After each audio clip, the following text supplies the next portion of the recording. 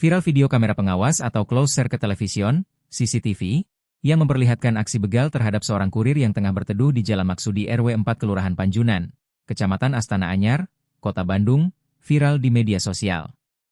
Peristiwa dalam video yang belakangan diketahui terjadi pada Minggu, 3 Mei 2026.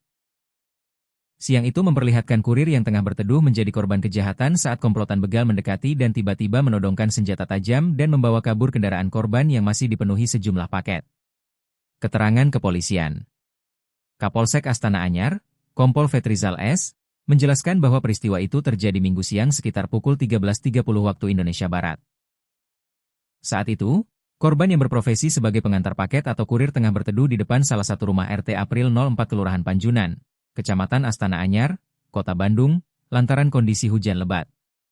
Saat itulah, 4 pelaku yang secara berboncengan menggunakan 2 motor menghampiri tempat berteduh korban. Salah satu pelaku bahkan meminta plastik untuk membungkus ponselnya, tetapi korban mengaku tidak memilikinya.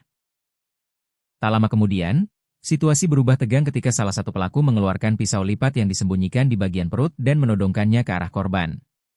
Korban teriak minta tolong. Pelaku mengeluarkan pisau lipat yang tersimpan di perut dan menodongkan pisau tersebut ke arah perut pelapor. Korban menghindar mundur dan berteriak minta tolong, ucapnya.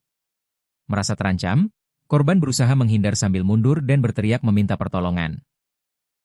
Namun, kondisi hujan lebat serta situasi jalan yang sepi membuat tidak ada warga yang mendengar atau memberi bantuan. Kunci motor masih menggantung di motor.